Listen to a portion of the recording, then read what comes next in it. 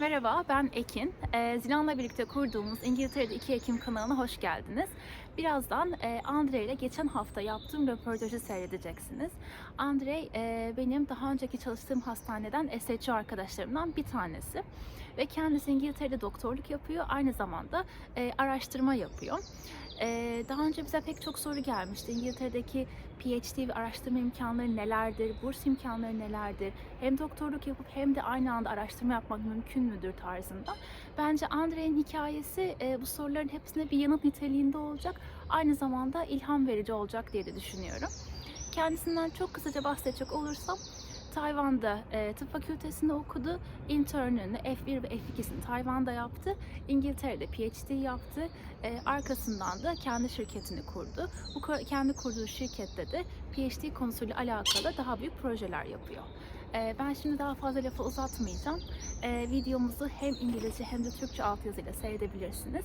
Keyifli seyirler dilerim. Hello, welcome to our channel. My name is Ekin. I'm your host. Today I'm with Andrei. Hello. Hi, hello everybody. Really pleased to be here. Thank you for being here. So Andrei and I were used to be colleagues at UCLH. We were junior doctors there, and today we're gonna listen his story because he's a research active doctor in the UK. So I'd like to get to know you a little bit more. Can you tell us a little bit more about yourself? Yeah, sure. So I'm Andrei. Originally I'm from Taiwan, and I did my medical school there. Throughout when I was still a medical student, I really like research. So I actually volunteered to work in the lab and also go to Johns Hopkins in the US to do some research. And then I always know in my career, research will be one of the key component of my academia and medical career. Yeah. So I did my foundation training also in Taiwan. So I finished my junior doctor to FY1, FY2 here. So 2 years in my university hospital in Taipei before I come here to do my research degree. That's great. And then you did your PhD in the UK, right? Yes, I did a PhD in the UK, here in London actually. Cool. It's a lovely city. Can you tell us how was your application process? Like what were the requirements for PhD application? How did you secure scholarship? And what was your responsibilities at PhD? Yeah, sure. So I think, we'll explain the UK system a bit more. I think most of the PhD here is application is really depending on the department. Yeah. So most of PhD here is either 3 years or 4 years. And now most of medical related research council or department, they want to do like a hybrid system, a bit more like a US system. So 1 year study plus 3. So normally 1 year is unfilled and 3 year PhD research. So when I applied a while ago, back in 2015, so they still have some old systems. So it's normally you do 3 or 4 year pure research without any taught master component in your PhD. And application here is very dependent on different projects, different because not all the lab here as a PhD intake supervisor will have a place for PhD every year. So normally they will either posting online, so go to different university and they have a professor group leaders page. You can find if they are going to take any PhD and student this year, or they don't have any intake this year. And the second to look at some really big university like Imperial, UCL, Cambridge. Their department will also recruiting PhD student, but in my year, most people still approach straight to team leader and professor, but now more and more department in Cambridge, Imperial, and UCL, there will be a department level recruitment, so it's a fair process. Everybody goes through the same interview and scheme. Okay. And so when you were applying, did you provide them your research project? Like, did you tell that you'd like to do this research? Yeah, so my application I direct approach the professor and team leader, which is because I always want to do this research already for a long time. So my research field is about circulating tumor DNA by liquid biopsy. So it's a fragmented molecule in our circulation, and if a patient have happened to have cancer, unfortunately. So their cancer cell were released some DNA in circulation, and I really like to research this because this biomarker is very useful for detection of early cancer, for screening, also for follow-up treatment. So I already know I want to focus on this type of research. So when I write a proposal approach to team leaders or professors, I already know who to approach, and I already know roughly idea what I'm going to do by doing the literature review and thinking process of what would be the best project for me. Okay, that's great. So first you need to know what's your interest, what you'd like to do, and then you approach the right person for Yes. So normally I think now it's very easy. I can imagine 30 years ago when my parents do it must be really hard because there's everything was have to be in papers. But now, I mean, nearly all the professors now have a website actually, and surprisingly, either they made it themselves or they ask their postdoc to do it for them. And some of them also have Twitter accounts. It's quite interesting because Twitter, I mean, when I was a medical student, Twitter is normally people using entertainment, like they post some news about the performance, but now academia are using a lot of Twitter. So they will post their recent research interest. Even in the conference, if they have interesting finding, they will tweet, live tweeting during the conference. So it's a really good way to know what team leader and professor, what their immediate or like near and recent focus on. So it's very interesting to, because some of those information might not be able to collect online because paper publish take years. So if you see a team publish a paper, this may not be their immediate interest. So I would say follow Twitter if you're really interested in the field, or looking into their recent poster or presentation is you can capture what they're interested in. Of course, sending an email and trying to arrange a call is always the most efficient way of knowing it. And can you tell us a little bit more about your scholarship? Like, how did you find the scholarship? Yeah, sure. So I come through a more difficult way. So if you approach through professor and team leader and then secure a PhD, is normally they will expect you to, I mean, if they really like your project, there will be two ways. First, the professor or the team leader already have some funding to fund your research project. And the second is you together can write application for a scholarship. So most cases, you will try both ways. But however, compared to if you apply through department, most of department already have a fixed number of the student they can fund each year. For example, in ICR Institute of Cancer Research, I mean, every year have 12 students. They will be funding by the department. You still have like 5 people. They will fund in Cancer Institute. In Creek, they have 25. So each year, department will have some budget to fund students, but also this application route is much more competitive, and the research project it's not always guaranteed because you're funding by department. The first year you do research, and then the second year you choose what type of research you want to focus on.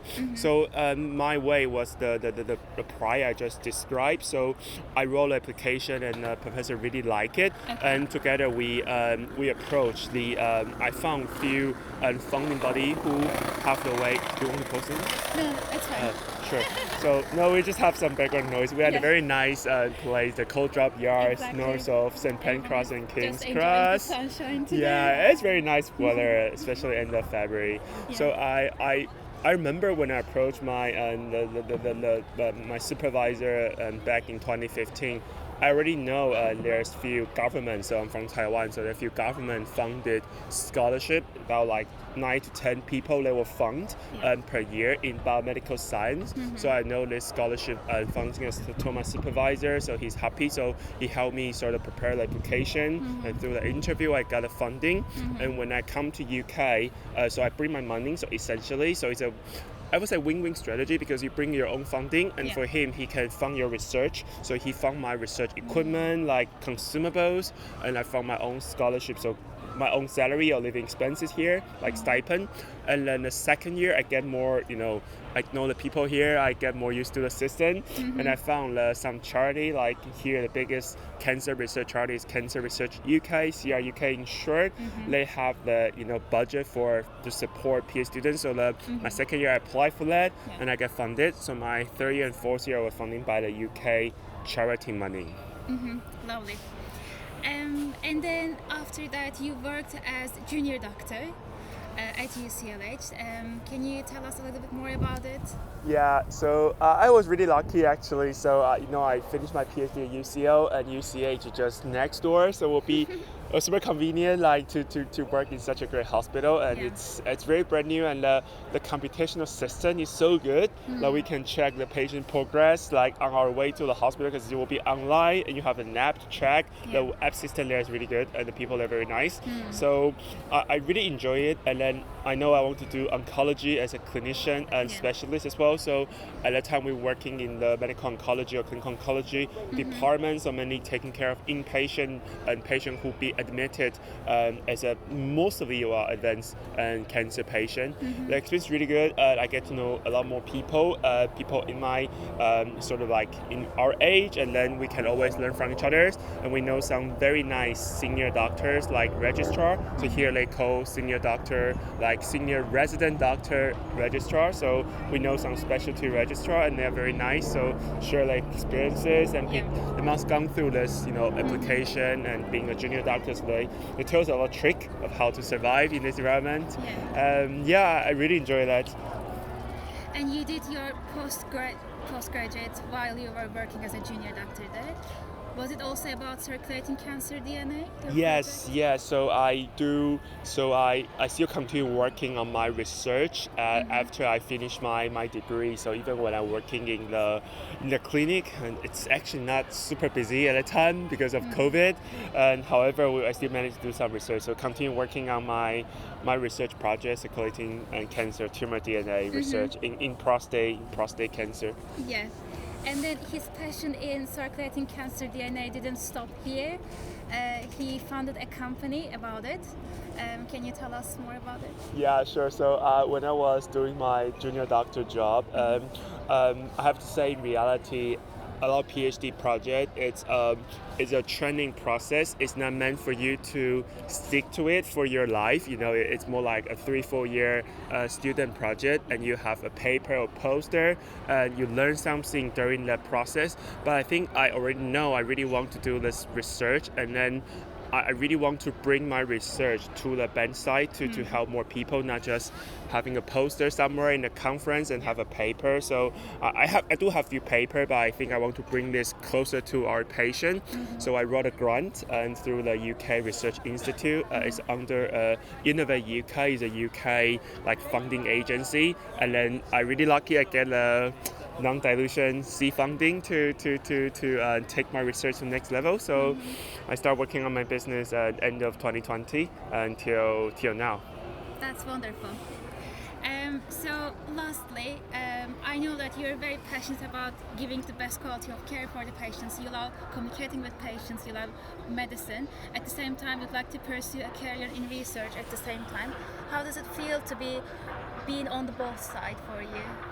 Being on research and medicine at the same time? Yeah, I do found it's already quite challenging when we are still a junior doctor. It will be even more challenging in the future, because I think research, you need a lot of imagination and you need a lot of hypothesis, whereas providing a service like a doctor, you don't want to make any too much hypothesis. You want to make sure all the patients come to you, you treat them the same way, you follow SOP. So I think for me, it's quite challenging to switch your brain between both sides. But once you're thinking of the long overarching goal, what you're doing in research will benefit from the patient you see, and you can see this happening. It's quite rewarding. So it's challenging, but it's quite rewarding. So I'm still enjoy doing it. Wonderful.